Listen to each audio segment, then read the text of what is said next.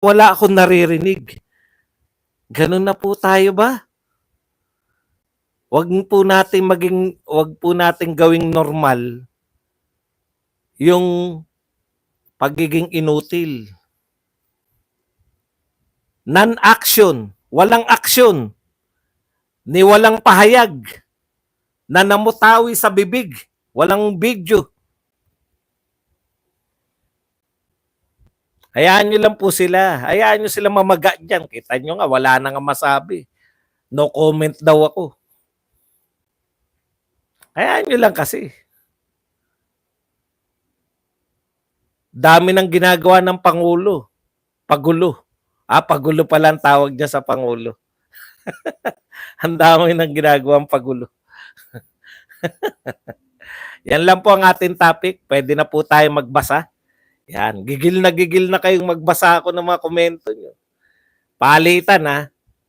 Dito FB, basta meron pang matino. Pag mga, sana po matino yung ano nyo. Saan ka nakakita ng bansa na hindi nyo hinahanapan na solusyon yung Pangulo, pero yung pangalawang Pangulo gusto nyong gumawa ng aksyon? Hindi niya naman trabaho yun. Sige, madaling magsabi na kinukundina ang China pero wala sa isip. Kinukundina ko! Mas mahirap pong sabihin yun. Meron ka ba nakitang pro-China na nagkundina sa China?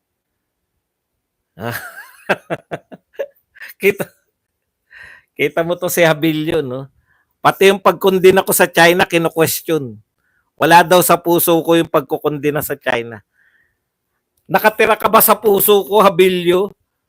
Grabe naman, mga hayok ka ba sa akin? Sa puso ba kita naninirahan? Wala daw sa puso ko yung pagkundina ko sa China. Grabe naman. Pati yung mga sinasabi ko, pinagdududahan mo na. Bakit ka nakikinig araw-araw? Nakatira ka sa puso ko? Ang lupit mo, boy. Anong ginagawa mo ngayon? Meron ka bang ano ngayon? Vaseline dyan sa kamay mo? Habang nanonood ka sa akin? Yung daliri mo ba, nilagyan mo ng Vaseline at tama, hindi niya trabaho protektahan si Kibuloy bilang abogada. Ang question niya, ay ano naman connection ni Kibuloy? Iba naman yung sinasabi mo. Ikaw naman talaga, Brad. West Philippines yung pinag-uusapan, pinasok mo na naman si Kibuloy. Hindi ba pwedeng ipagtanggol mo ang kaibigan mo? Kaibigan niya si Kibuloy. Kita mo. Masama ba maging kaibigan si Kibuloy? We are not pro-dayuhan. Sulsul ng mga dayuhan, wag pakinggan. Alis na naman daw po si Lakbay. Hayok sa... Alam niyo, nasa puso ko, tindi. Kinukundin ako! Bakit ko na may kukundin na si Roque? Dayuhan ba si Roque? Tinuruan ako, kundin ako raw si Roque. Munti ka rin kundin na yung China uli. Habilio, huwag kang tumira sa puso ko kasi. Pag ikaw, baka si Abby ang kinokonek si Kibuloy. Habilio, wag. Kalmahin mo. Baby, kalma. Baby, kalma.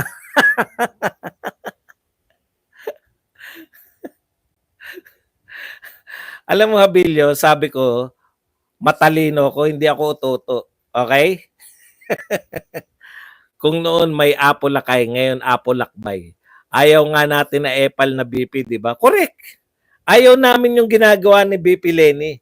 Tapos gusto nyo naman nung BP na si Sara, gayahin niya si Lenny.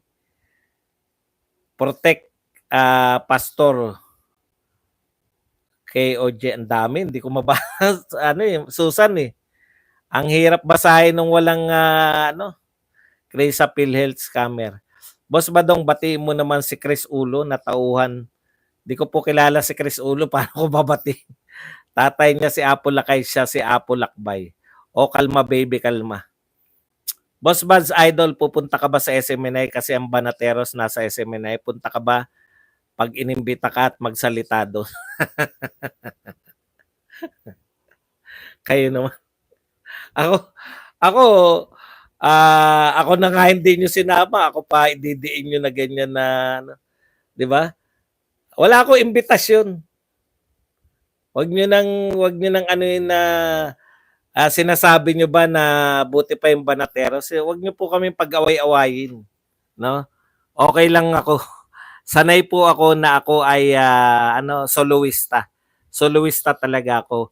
Lahat ng imbitasyon na yan, pag para sa mga Duterte, sama tayo dyan. Pero pag hindi naman ako imbitado at pwede akong sumama katulad ng mga rally, puta rally yan. Open sa lahat yan.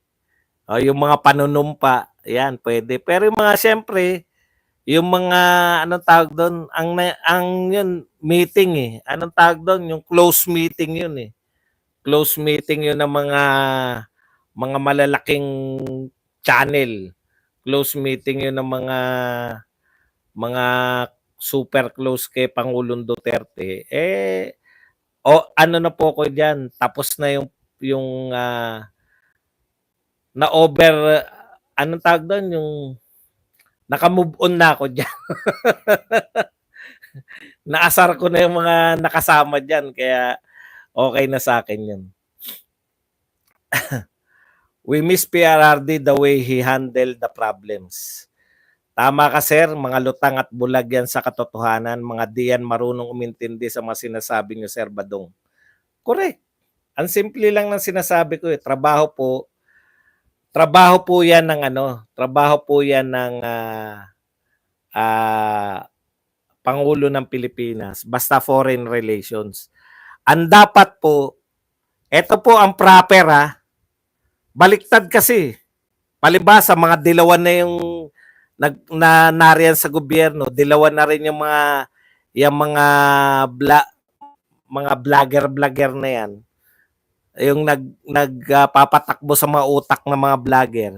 Kaya akala nila normal lang na pag foreign relations, lalo na yung mga sensitive na usapin, dapat lahat ng Pilipino nagsasalita. Baliktad po, no? Ang tama pong ginagawa, yung ginagawa ni BP Sara. Pag may mga sensitive po na pwedeng mapunta tayo sa pag-escalate, no? Wag na yung gera kasi malabo naman tayo, hindi naman tayo makikipagdigmaan Para po mapunta sa pag-escalate, paglala ng sitwasyon, dapat po kalma lang lahat. Dapat hindi nagsasalita. Dapat tumahimik nga ang lahat.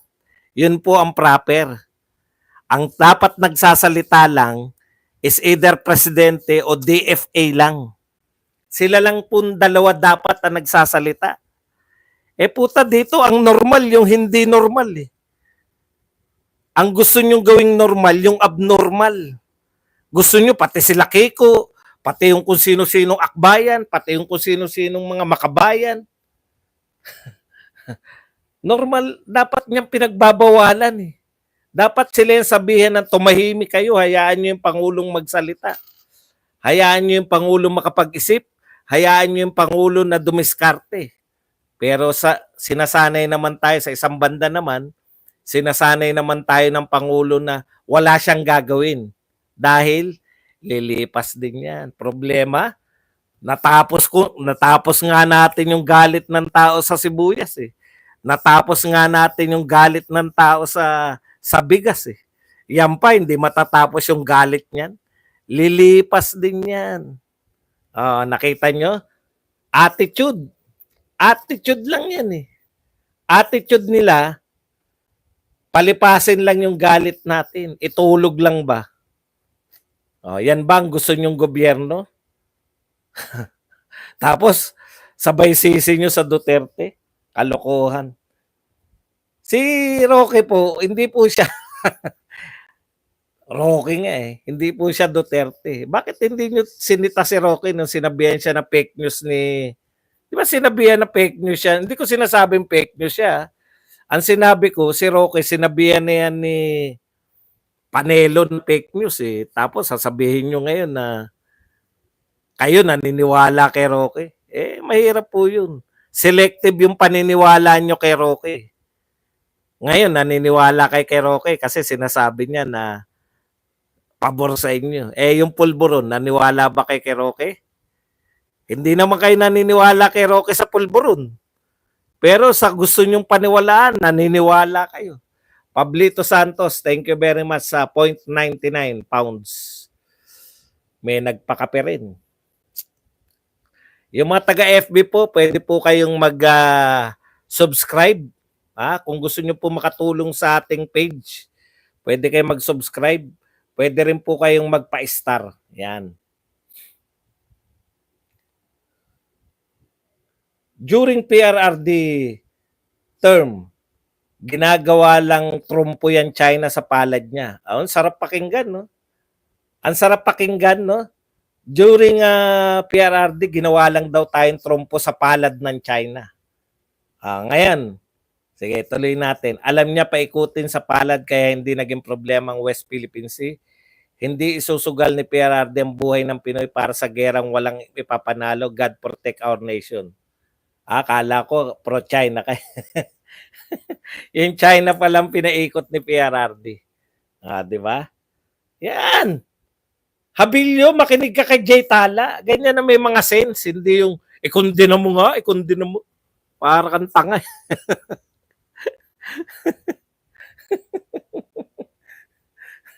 Walang katutur.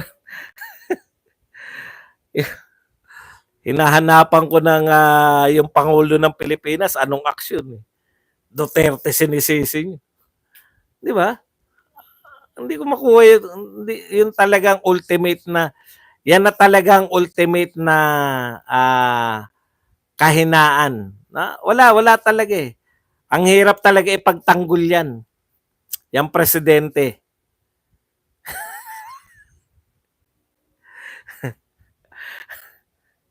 Ang galing din na naisip niyo, lahat isisi kay Duterte.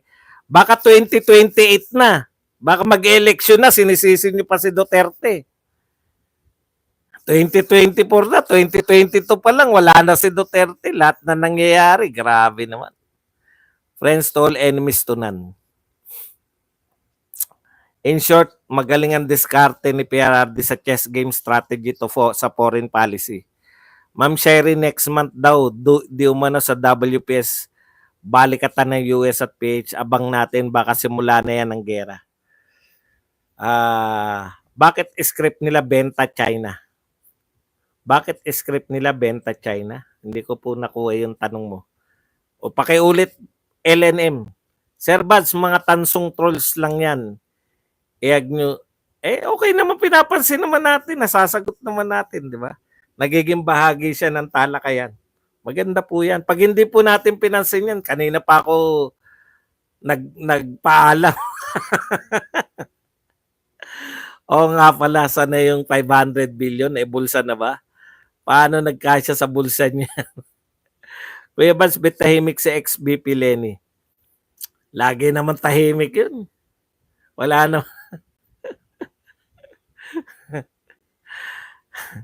Kapag magsalita si Inday, malamang magandang usapan gagawin niya. If ever, kaso si BBM gusto gera, so magkaiba sila ni Mal, tapos sabihin nyo, traidor si Inday, mga abnoy. Ano magiging traidor si Inday? Ganon din yan ba dong pag hindi naayos ang Sierra Madre, tuluyan na masira at alis sa masundalo doon. Okay, di ayusin mo, Habilio. Wala naman po. Alam mo, Habilio, yan yung problema mo eh. Hindi ka nakikinig sa Pangulo ng Pilipinas. Sino ba Pangulo ng Pilipinas? Si President Marcos. Ano sinabi ni President Marcos? August 9, 2023. Habilio, makinig ka. Ito sinabi ni Pangulo Marcos, ha? Ito po para kay Habilio lang, para mas maunawaan niya ang lahat-lahat. Mahirap kasi umintindi dito. Pag sinabi mong si Badong ang nagsasalita, siguro naman, Habilio, paniniwalaan mo na to. Ito ay sinabi ni Pangulong Marcos. Sino nagsabi? Pangulong Marcos. Sino nagsabi? Pangulong Marcos. Ito ang sinabi niya. Noong August 9, 2023. I am not aware of any agreement that the Philippines should remove its own territory, its own ship. the BRP Sierra Madre from the Ayungin Show. And let me go further. If there does exist such an agreement, I rescind the agreement as of now. Ano sinasabi ni Pangulong BBM? Kung mayroon mang kasunduan sa pagitan ng China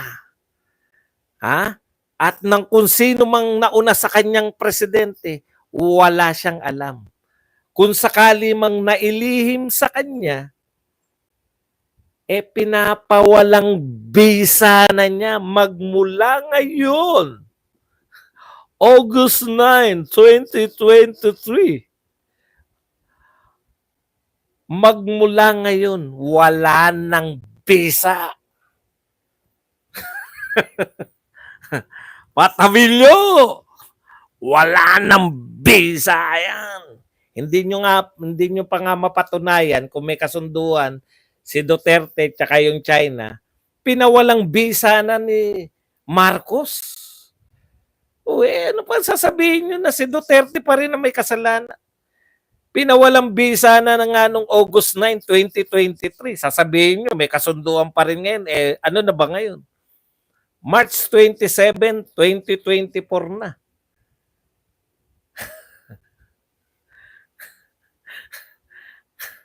Ano pa ba ang hindi nyo maintindihan? Si Pangulong Marcos na. Wala kong alam na may kasunduan ng mga naunang presidente. Kung meron man silang kasunduan, pinapawalang bisa ko na lahat. Lahat ng kasunduan tungkol sa Ayungin, pinapawalang bisa ko na. Ibig sabihin, lahat ng diskarte ngayon sa Ayungin ay kay Pangulong Marcos na lahat. Kay Pangulong, diskarte niya na yan. Paano nyo isisisi kay Pangulong Duterte yung diskarte ni Pangulong Marcos? Unless hindi kayo naniniwala na sa sinasabi ni Pangulong Marcos.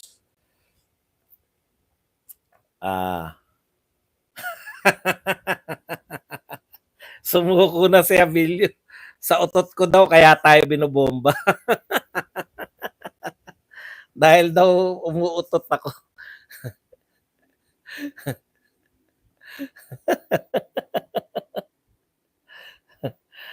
Di ba? Lahat ng kasunduan nirescind na pinawalang bisa na kung meron man. Kasi wala siyang alam Alam niyo po ang Pangulo, alam niya po may intelligence yan Alam niya po nagaganap sa lahat, no? Kaya si Duterte, hindi po niya iniintindihan. Naging Pangulo po si Duterte. Ngayon, pinalagan kayo ni Congressman Pulong Duterte kasi parang ang gusto kasi ninyo, bagamat nagpapasalamat kami, no? Bagamat nagpapasalamat kami na si Pangulong na kayong lahat na supporter ni Tambaluslos ay naniniwala na ang tanging solusyon sa problema natin ay si Sara Duterte. Pasalamat kami kasi sumuko na kayo sa presidente niyo. Alam niyo na ngayon na ang tanging solusyon sa Pilipinas si Sara Duterte. Kaya hindi ko naman kayo masisisi kung ganyan ang pananaw niyo. Ganun talaga. Isinuko niyo na si PBBM. Kaya wala kami magagawa. Mahirap talagang umasa sa lilipas din yan.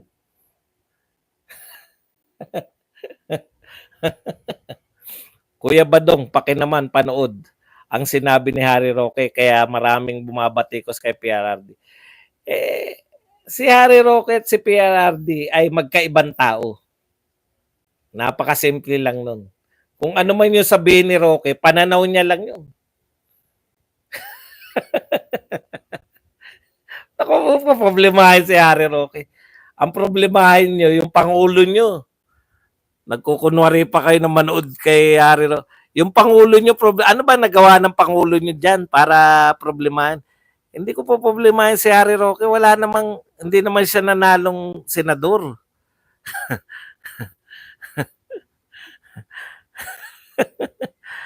Mas sinabihan na nga siya ni ano, hindi naman siya nakapag-react na fake news eh. Doon pa lang eh.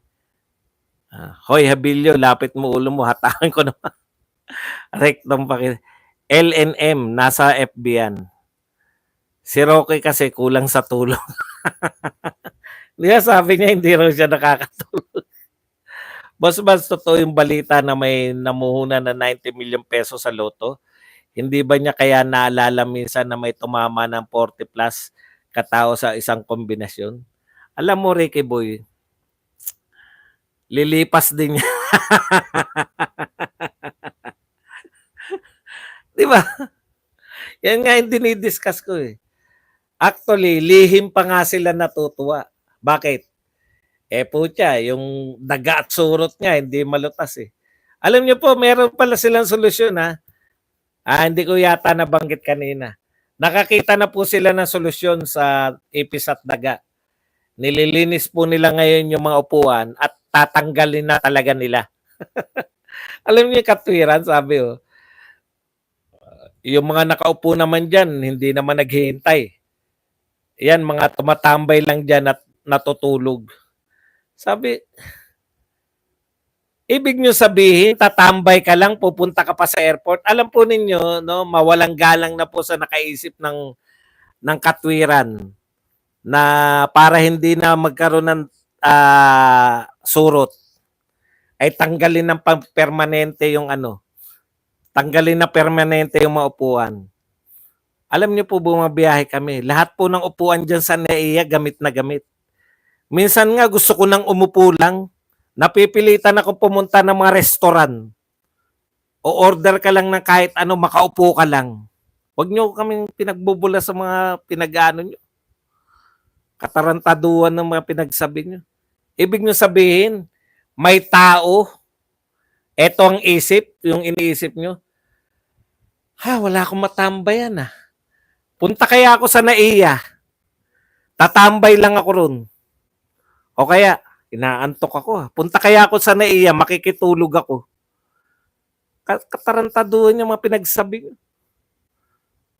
Tanggalin na lang daw yung upuan, tatanggalin na lang daw nila kasi marami naman daw doon tumatambay lang. Ang logic nyo, grabe.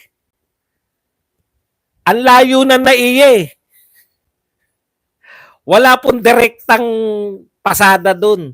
Kung sasakay ka ng jeep, malayo lalakarin mo. Yung tambay, mag-iisip, puta wala akong matambayan ah. Ayoko sa mall, malamig dun. Saan kaya ako makatambay? Lakad ako ng malayo. Punta ako sa NAIA, tatambay lang ako.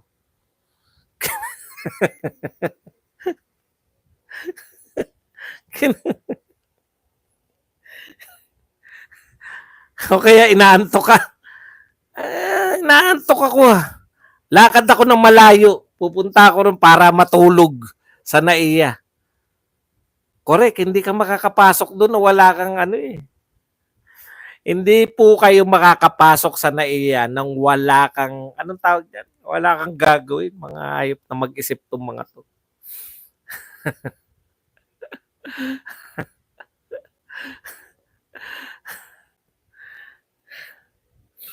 Hindi makakapasok na NAIA kung wala kang confirmed ticket. Isayin na nila, boss. Tanggalin nyo na airport. O, para mawala yung daga, tanggalin. Para mawala yung surot, tinanggal yung mga upuan, di ba? Ang galing na utak. Para mawala yung daga, tanggalin nyo na lahat ng kisame.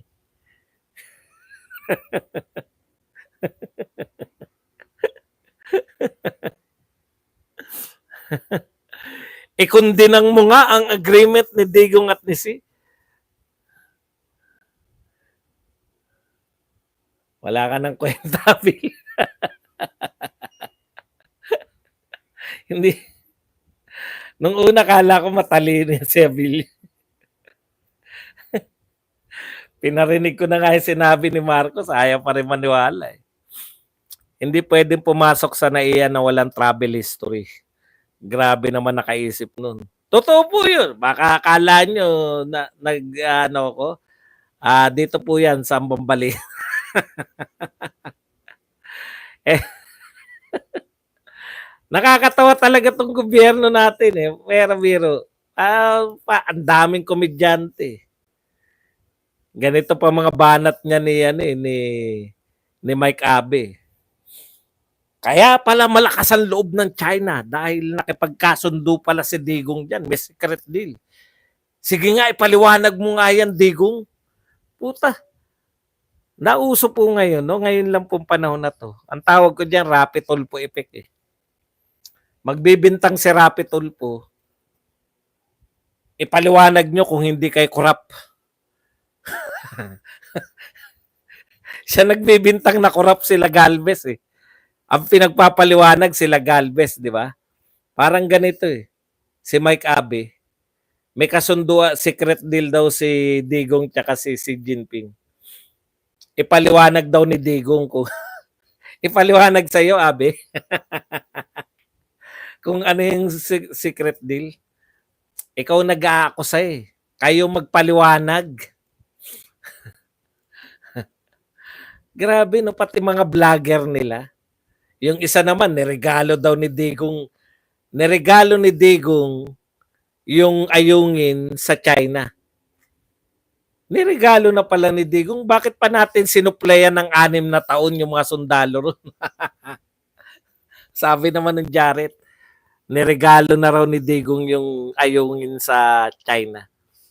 Kung niregalo yan, bakit natin sinusuplayan ng pagkain ng supply yung mga sundalong naka-assign diyan sa Sierra Madre? Eh niregalo na pala. Di dapat pinatanggal na ni Digong yan. Hindi nila maipaliwanag bakit hindi tinatanggal ni Digong, eh.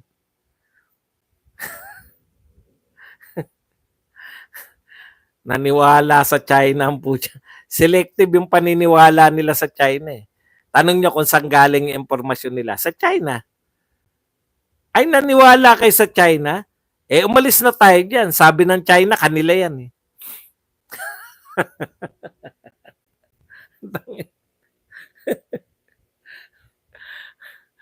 Mga kulentong din. Ito, sabi po, Mia spokesperson. Spokesperson po to ng Manila International Airport Authority. Yan. Si Chris Bendijo.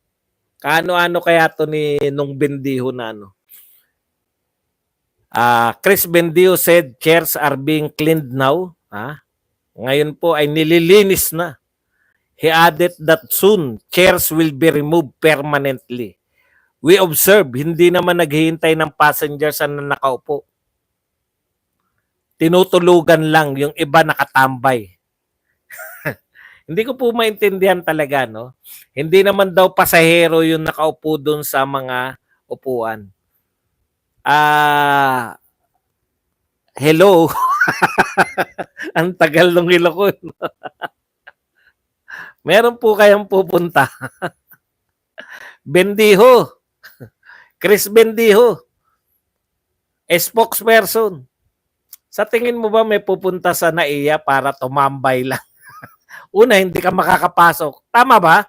Nakailan na po ako dyan. Doon pa lang sa gate. Dapat ipakita mo na yung travel document mo, eh, na may pupuntahan ka, eh. Wala po akong nakita doon. Asan po ang travel document? Ay, tambay lang, boss. Tutulog lang ako. Wala na nga ako nauupuan dyan. Nakita mo ba kung saan nakaupo yung mga tao dyan? Nakasalampak na lang. Habang wala pa aeroplano. Sumasalampak na lang. Ano yung pupunta? Asan ang nyo, travel document nyo? Ilalabas nyo yun. Passport, travel document, o kaya kung dito lang sa area, ID tsaka yung ticket. ID tsaka ticket kung dito ka lang sa Pilipinas. Papakita mo yun bago ka pumasok sa airport. Ay, wala po akong ticket. Ano gagawin mo dyan? Tatambay lang po ako tsaka matutulog. O sige, pasok ka na. Kailangan namin kayo rito.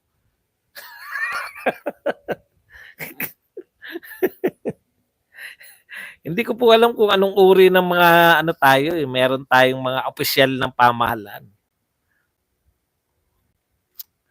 Ang layo po ng airport.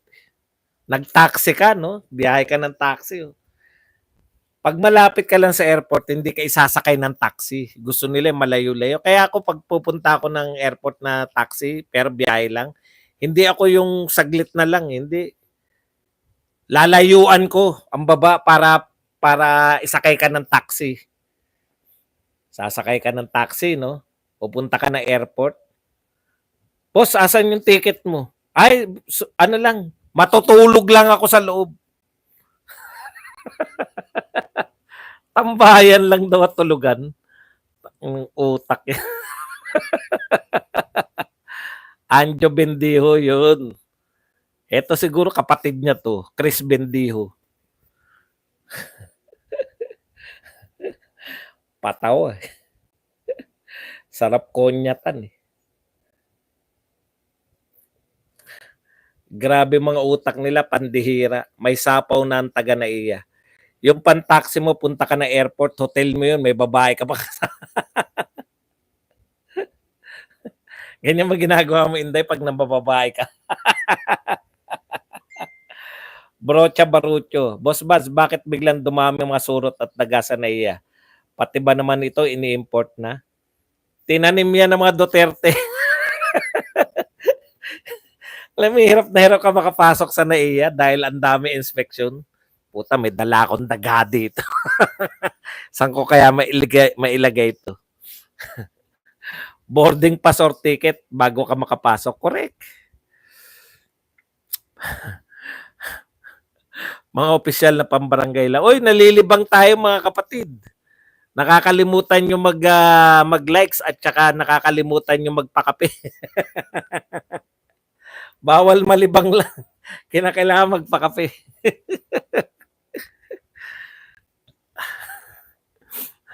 Huhubarin mo yung sapatos sa sinturon, no? Tapos makakapagpasok ka ng daga. Tindi rin eh. Tanim yan, tinanim yan. Tinanim. Intindihin ko pa ba yung daga na magdala ako ng daga? Saan kaya nila na-recruit itong mga abnormal?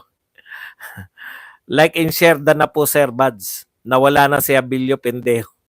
Hindi, tinanggal ko na yung mga Facebook eh. Tay Amik. Sir, badong intention sana dito sa channel mo, advisor ni BBM, para ma-reaction din. Parang kulang kasi sa advice ang advisor niya. Ayun, may nakinig din. Marcos Alagon, thank you very much sa 10 out Saudi Arabian Real. Yeah. Thank you very much sa iyo. Marcos Alagon. Yan ang mga mababait na Marcos. Boss, paano kung magsundo ka? Hanap ka pa ng ticket? Hindi ka naman makakapasok doon. Sa labas lang yung sumusundo. Kala nyo makakapasok kayo sa airport. Paano kung matutulog at magtatambay sa airport na wala nang upuan ng travelers? Nakasampak ako sa sahig ilang oras. Bangag din nagsabi na tulugan lang. Kala na sila. Salamat Marcos Alagon. Salamat Marcos. Yan. Wow, Saudi Real. Baltasar. Di ba may kasabihan na pagkabado may daga sa dibdib? Hindi. Sarap sa Changi Jewel sa SG. Grabe. Nangangawit na naman tong ano. Di ko alam kung batok tong nangangawit sa akin o ano. Batok malamang to kasi wala na akong leg. Ngayon ko lang dinapunan na wala akong leg. Totoo pala. Totoo palang wala akong leg, no? Walang leg, oh. Grabe. Darating pala yung panahon na nawawala ng leg ang mga tao. Boss Buds, ano comment mo sa anak ni Champ na si Eman Bacosa? Nakakatuwa, parang si Manny rin ang galawan. Eh di nakakatuwa. Mas magaling siya kaysa dun sa panganay, no? Tama naman yung standby ang karamihan dahil walang waiting for connecting flight. Yung iba OFW waiting for connecting flight going to their province. Correct. Hindi po ibig sabihin no, na nakatambay sila ay tambay na pumunta ron para tumambay. Hindi po. Malakas ang ulan sa Toril. Dito wala naman po. Bumilib sa akin pasahero ko sa Grab dahil updated daw ko sa usaping politika. Yan ang natutunan ko sa 2 years kong kapapakinig sa iyo, Boss Buds. Noel de Mesa. Ayan. Mabuhay ka, Noel. Nod, kinig-kinig lang kayo. 6 trillion, boss, tapos nang naiya, benta na. Ayan, tindi ng ano, no? Tindi ng asawa ni... Kala mo may gagawin eh. Kaya pala hinairan po siya para magbenta ng... Gusto ibenta yung ano, gusto nilang gawing BGC. Sana wag muna matapos yung ano, yung airport sa Bulacan para tumagal pa yan.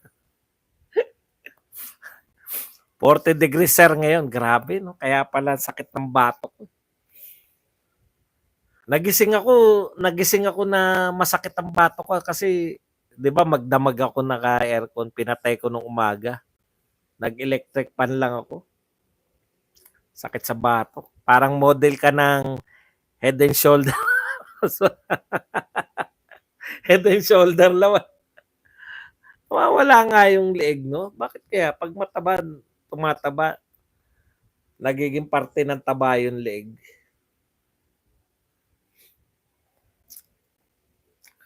Kumain ka ng crispy pata ko na para mawala high blood mo.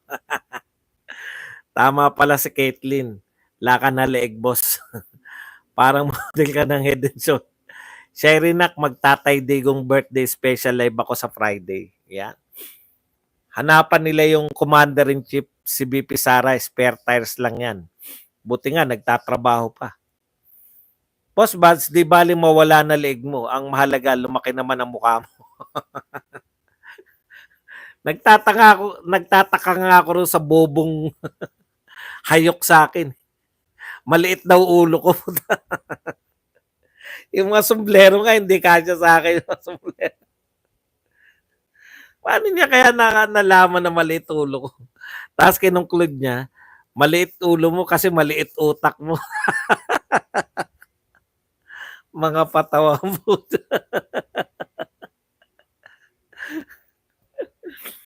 Alam mo magtatagal sa pagbablog eh, no?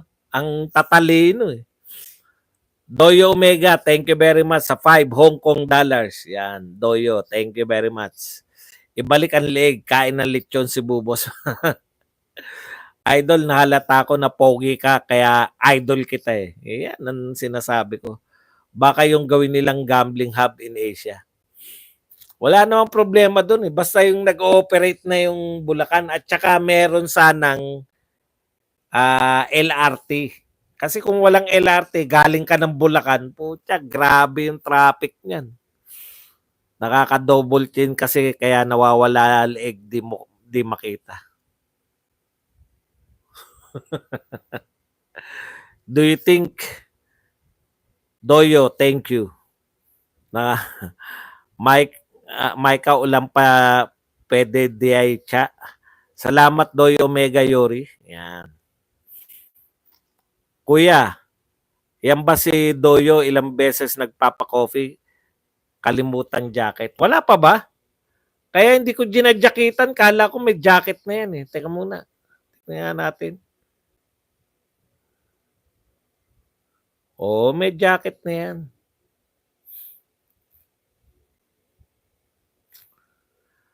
Ulan kaayo, oy. Tanong, anong gamit mong pampaputi, Boss Beke naman? Anong pampaputi ba sinasabi? Ilaw lang yan. Pag lumayo ako sa ilaw, hindi na ako maputi. Ilaw lang po yan. Yung inaano ka, kasi panay oil ako.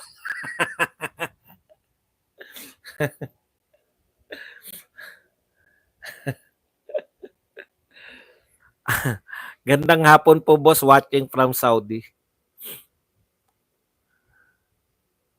Kung wala ka, kuya, wala sila matapik, malungkot sila. Honey as in, ma'am, salamat, Gilan. Jud buhi, ang akong mga bulak og tanom. Yan. Naintindihan ko yan. Nadidiligan daw yung kanilang mga ari. Mga tanim. Inom po tayo ng malinis na tubig. Ingat po tayo sa mapapanis na pagkain. Pa-jacket naman dyan. Magpakape ka dyan. Like Dan. Micah St. Food Drea Dil na nakapamisbis. Pamisbis sa mga tanom na bulak. Nako, Sir Badong, Buds, apa ang tinanong mo ng pampaputi? Huwag nyo subukan, masisira ang buhay nyo. Wala po akong pampaputi. Pero maputi ako dati. Nasunog. Blessed Lenten season po sa Catholic Christians. Ayan. Bukas, ano na ba ngayon? Miyerkules Santo na. Huwebes Santo na pala bukas. Dapat muni-muni ang mga topic natin. O di ba may blessing ang Davao ngayon? Inulan kami dito. May content na naman sila, Boss Bad, sa dilig na sinabi mo. Wala nang katotoran. Mga hayop na. Kung ano-ano na. Kung ano-ano lang ang topic eh. Boss Baz, gumagamit ka rin po ba ng pampapogi ni Maura Villa? Safeguard lang po. Safeguard lang po. Wala po ako ibang ginagamit sa pagmumukha ko. Bukas na po birthday ni FPRD. Happy birthday sa aming mahal na Tatay Digong. Sana mabuhay ka pa ng 150,000 years. Sana, no? Yung talino kasi. Sana yung pwedeng ipamigay yung talino, yung mabiyayaan kayo, no? Mabiyayaan tayong lahat. Kung pwede lang yung ganun, eh. Mga wisdom. Pero believe ka kay Baste, no? Pati boses ni Tatay Digong, boses ni Baste, pareho, eh. Happy birthday, mahal naming PRRD, Tatay Digong. Alam mo naman sila, nakikinig sa bawat sinasabi mo para sa kanila. Mang Kanor content. Ang daming content, no? Hindi kayo unlad sa akin. Siguro, ewan ko kung ano, kasi kayo nanood eh. Ang tinitira po nila, syempre alam nyong tinitira ko kaya pinanonood nyo. Yung mga sa boxing, napagtyagaan namin niya, wag panoorin yung mga basher ni Cuadro Alas eh. Kaya kusang bumagsak yung mga channel nila. Nagbago na sila kusa. Boss Baz, ano masabi mo sa mga sundalong kano Australia nagdatingan sa bansa natin? Ano ba masasabi natin doon? Very welcoming tayo sa kanila. Eh, kaso, ang problema ka nga kasi, eto ang problema mo, China, di ba?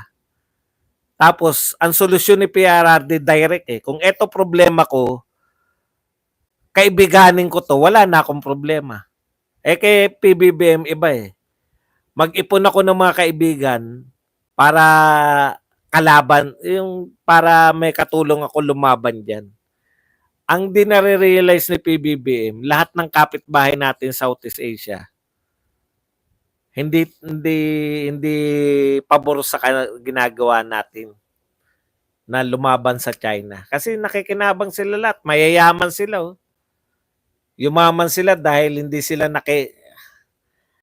hindi mo naman masasabi na hindi sila pumapayag silang ibuli ng China. Hindi naman sila pumapayag eh. Eh yung Vietnam nga, kababalita lang, nakipagbombeta ng tubig. Kung ako lang masusunod, makikipagbombeta na ako ng tubig eh. Sabay makikipag-usap na ako. Tigilan na natin to. Mag-ipon ng kaibigan para lalong lumaki ang problema. Di ba? Ang simple-simple lang. Oh. Si Duterte, eto ba problema? Di mag-usap kami. Lutasin namin yung problema namin sa amin dalawa. Tayo umiikot eh. Makikipag-usap ako sa Australia, sa US, ngayon sa India. Hindi ka naman tutulungan naman. Tandaan nyo po yung mga bansa na yan, walang respeto sa mga bansa na hindi kayang ipagtanggol ang sarili. Mayayaman yung mga bansang kinakausap natin. Hindi ang tingin sa atin kung di natin kaya ipagtanggol sarili natin. Mababa ang tingin nila sa atin. Baka ayaw na ng mga Marcos supporters kay Marcos kaya naghanap sila ng action. Alam na nila na walang magagawa si Pangulong Marcos, Crisostomo, kaya ganun talaga. BP Sara, bagong president spokesperson. Correct. Sir, yung sinasabi ko, skirmishes, yun pambanat, Poso Negro, dapat hindi tayo magpahuli din, pero pagkatapos makipag-usap. Correct. 'Di ba? Tirahin natin yung mga ebs-ebs. Happy birthday po, tatay. O kaya kumuha tayo sa Ilog Pasig. Ilog Pasig tayo. Okay, mga kapatid, overtime na tayo. Hindi ko alam, alas 5 na pala. Hanggang dito na lang. Kung meron tayo mamaya, bahala na pagkano. Medyo late tayo mamaya. Maglalakad-lakad pa tayo ng konti. Kagigising ko lang. Kaalmusal ko lang po. Maraming salamat. Hanggang dito na lang, hanggang sa muli natin pagkikita-kita. Dito pa rin sa inyong paboritong tambayan. Isyong panlipunan. Badong Aratlis po. Paalam, salamat. Thank you very much.